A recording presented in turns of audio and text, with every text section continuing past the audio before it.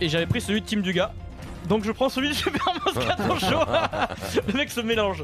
À la une du journal moyen aujourd'hui sur RMC, un ami proche de Vincent fait son retour dans le journal moyen. Et comme toi Vincent, il a une particularité, il était très joli quand il avait 20 ans.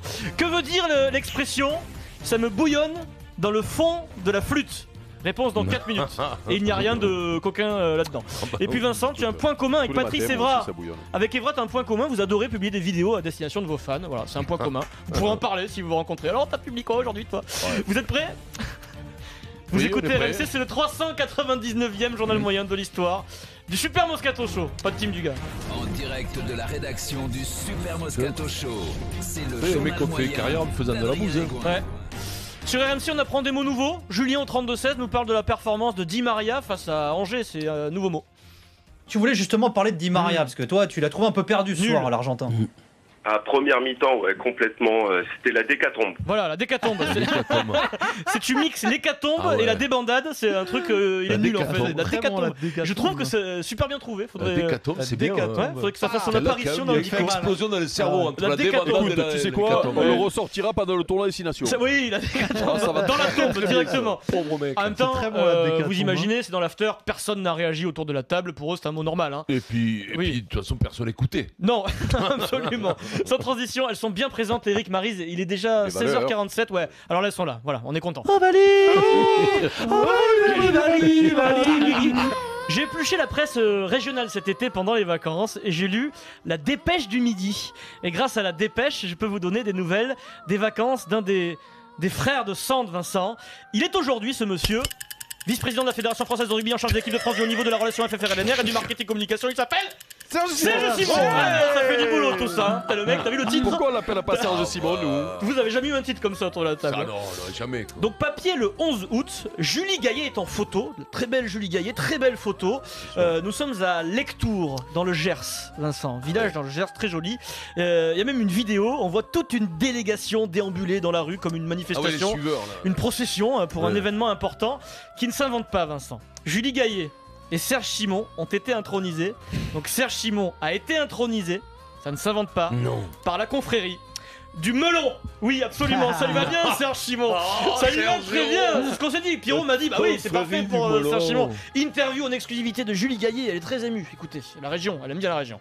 Parce que c'est la plus belle région, la plus belle ville. Et si vous n'y croyez pas, venez voir et faire la promotion des melons. Voilà, faire la promotion du melon. Serge, forcément, Serge a accouru, forcément.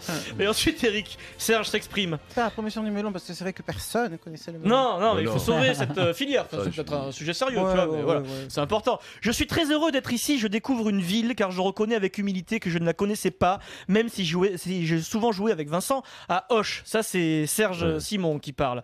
Et je suis abasourdi de sa beauté extraordinaire, de cette vue panoramique sur les Pyrénées. C'est terrible, attention, mot compliqué de Serge, toujours bien placé. Oui, toujours. C'est terrible d'avouer son incurie, mais je suis cueilli par cette ville. Et je suis aussi très fier d'être intronisé, de défendre ce produit local. Je suis à moitié italien, presque né dans une pastèque. Alors, j'adore les melons. Voilà, il n'y a rien à dire, c'est beau, c'est du Serge. Alors, j'ai contacté Serge Simon aujourd'hui pour une réaction en exclusivité. Il m'a accordé une interview par SMS parce qu'il est pris, Serge, avec toutes ses activités. Et il m'a envoyé par communiqué, donc par SMS. Il m'a juste dit, je lui ai demandé ce que ça faisait quand même, la confrérie du melon. Il m'a dit, il y a un avant et un après. 3 petits points. Serge Simon. La question moyenne, c'est quel est le plus fatigant, vivre dans la peau de Serge Simon ou de Vincent Moscato? Adrien, vous n'avez pas les mêmes problèmes, mais les deux peaux sont fatigants. Je suis un peu frère de Serge sur le coup, parce que moi, c'est que je suis d'un petit village à côté de Cavaillon et j'ai été dans le temps intronisé à la confrérie du melon de Cavaillon. Et c'est vrai que c'est intronisé, ça fait mal. Ou introduit peut-être, parce que je me souviens. Intronisé, c'est ça, exactement. Les deux. Ce qui est curieux, c'est que Jérôme Rotten ne vous êtes toujours pas rejoint quand même dans ces confréries. Jérôme, il n'a pas le melon. Non, confrérie du boulard peut-être, Jérôme Rotten. Ouais, on va carrément passer au boulard direct, sans passer par le melon. C'est le pastèque qu'il a, lui, sur la tête. Il est bon, ce Jérôme. Moi, tu sais qu'il est frais, ce mec. Il est pétillant et frais.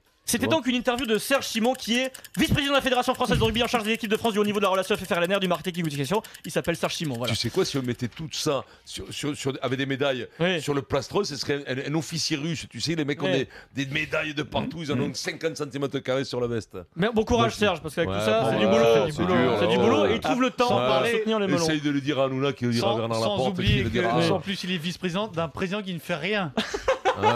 Donc c'est d'autant plus de boulot. Là, Vincent rigole plus, Eric. Il ne rigole plus. C'est l'autre, il bosse comme un âne. À la preuve, il a pas le temps de faire des shows télévisés, des trucs comme ça. Je te dis qu'ils se sont mis dans une fonction, les deux. Eric sauve Vincent. Je te dire qu'il faut qu'il bosse. Allez, Ram, vas-y. Il faut 70 heures, 80 heures par semaine. Il faut sauver Vincent là. Allez, vas-y. Je te le dis, bosse comme des bêtes. Sans transition, Vincent, je te sauve. C'est pas facile, tu sais, Vincent. Pas cher payé en plus. C'est pas si facile que ça de remplacer Evra. Ce que je dis, voilà. C'est pas facile de me remplacer. Comme toi, Vincent, Pat Evra continue de publier des petites vidéos sur Instagram. Aujourd'hui, il est accompagné dans sa vidéo. Il est avec un invité exceptionnel qui a accepté de jouer le jeu. On fait un petit kick à parler, qui ne comptera pas pour le Kikadi du jour. Qui est l'invité de Patrice Evra? Attention. Oh, monseigneur, on dit quoi? I love this game. I love this game. Ferguson. Non, c'est pas Sir Alex Ferguson. C'est le joueur d'un coéquipier? Non, mais il a disputé les Jeux Olympiques, ce monsieur. Monseigneur, c'est Monaco, c'est le Prince Albert. Bien joué, un point pour Marie-Zève en GP. Le prince Albert de Monaco, le prince de Monaco Albert II. On l'amasse, son Altesse. Je suis sûr qu'il écoute au Super Moscato Show. RMC, radio historique. Il manquerait plus qu'il écoute pas RMC quand même. Un peu protocole. Evra s'adresse à lui en disant Monseigneur. Est-ce que c'est la bonne façon de s'adresser à lui? Toujours Monseigneur. Sérénissime. En revanche, si tu lui écris un jour, si tu lui écris une lettre un jour, Vincent, sur l'enveloppe, d'accord, c'est dans le protocole, il faut que tu mettes. Je sais pas, si tu lui demandes une demande de nationalité pour Monégasque par exemple. Salut bébé, comment ça va? Son Altesse Sérénissime, le prince Albert de Monaco. De Monaco. Ouais. Ah ouais. Son Altesse Sérénissime, le prince Albert de Monaco. Ah oui. Et si tu t'adresses à lui dans un restaurant, Monseigneur. Voilà. Bravo. Faut réviser son protocole parfois. C'est qu'Albert, ce qui m'intéresserait, c'est qu'est-ce que tu lui écrirais après la suite pour le convaincre de te donner la nationalité monégasque. Il dirait quoi par exemple? Putain, ça c'est fou ça. J'ai essayé, il affile pas. Bah non, il affile pas. Il affile pas, ça me foirait là. Ils ont bien raison. Comment tu parles là? Surveille ton langage là, attention. Oh putain, Pierrot, t'as su. On parle des grands de ce monde là. Non, mais bien entendu. Non, mais Albert fait un signe quand même, fait un clin d'œil quand même. Un truc, un passe droit quand même. Ce qui est inquiétant ou pas qu'il joue le jeu avec Patrice Evra, parce qu'il est chef d'État quand même. Non, mais il a toujours été comme ça. Non, mais c'est surtout Patrice a été l'épopée. C'est 2003, c'est la finale. 2004. Face à Porto, Ligue des Champions. Voilà, et Albert, grand, le prince Albert, grand supporter vie de l'AS Monaco. Et surtout sportif. Sportif et très pote entre guillemets avec les joueurs. Proche du club, proche des joueurs, facile d'accès quand tu es joueur. C'est un super mec en vérité. Ah ouais, grave. Si là on n'a pas la nationalité, écoute-moi. Et puis tiens, je sais ce qu'il reste à faire. Un petit tour en Belgique. Chaque fois qu'on va en Belgique, on a dit chez nos amis belges. Je sais pas pourquoi on dit ça. Comme si les Suisses et les Allemands étaient nos amis. C'est bizarre. Au Canada, on dit chez nos cousins. Les Allemands, quand même, un peu. Il y a peut-être un petit passé. Bah, maintenant, on est amis. Bah, les amis, pas tous. Moi, j'ai une belle sœur allemande. Je m'entends très bien avec elle. Ouais, très sympa. Mais toi, tu seras tendu un jour ou l'autre. Nous sommes à Spa-Francorchamps, Formule 1. Grand Prix de Belgique sur Canal. Jacques Villeneuve commente le Grand Prix. Vettel est en tête. Jacques Villeneuve, peut-être une expression canadienne. Je suis pas sûr, Vincent. Vettel peut se permettre maintenant de tempérer, juste de garder sa zone de coussin qu'il a. Sa zone de coussin sur le deuxième. Alors, c'est notre auditeur qui s'appelle Warthog Tony qui m'a signalé cette séquence et il me dit on est plus proche du Moscar quand même que de l'expression canadienne. Sa zone de coussin, zone de confort, matelas de sécurité sur le deuxième. Ouais. Sa zone de coussin, c'est pour déconner. Ouais, ça veut dire sa zone de confort, matelas, tout ça. Attention, les Canadiens. Les Canadiens, moi je veux bien le croire. Pour déconner, en même temps, c'est parlant, ils parlent toujours avec des images. Si les auditeurs qui habitent au Canada, qui sont canadiens, nous écoutent, envoyez vos messages avec le hashtag RMC Live. Comment il s'appelle là-bas? C'est Tidback et Monsieur Twitter. Monsieur Twitter qui est là-bas. Monsieur Twitter et Tidback qui d'ailleurs aujourd'hui s'appelle Ernesto Twitter et Ernesto Tidback. Oui, parce que j'ai commis une petite erreur, j'en parlerai tout à l'heure. Alors, oui, on en parlera. Non, mais je compte bien parler parce que ça doit annuler le Kikadi. On va en parler tout à l'heure. Justement, hier. Parce que on en parlera tout à l'heure. Voilà, allez. Hier, toi après le Kikadi, Eric, t'étais assis sur une zone de coussin. Oui, non. Pas de confort en tout cas. Du coup, j'ai compilé quelques expressions canadiennes parce que ça me travaille cette histoire, Vincent. Avoir de l'eau dans sa cave. Ça veut dire quoi? Quand un Canadien te dit avoir de l'eau dans sa cave. C'est quand tu tiens les pantalons courts là. Bien joué, Eric Dimeco, spécialiste. Très imagé, lundi, Maryse. Ça me bouillonne dans le fond de la flûte. Eric, t'as pas le droit de répondre. Ça me bouillonne dans le fond de la flûte. J'ai le gourdet, ça veut dire. C'est avoir une envie urgente d'aller faire pipi, d'aller aux toilettes. Ah non, moi quand j'ai la flûte qui m'achète, c'est pas ça. Et ce matin, en direct sur une radio, sur France Inter, Nicolas Hulot a, je cite, accroché ses patins. Tu démissionnes. Démissionner, c'est accrocher ses patins.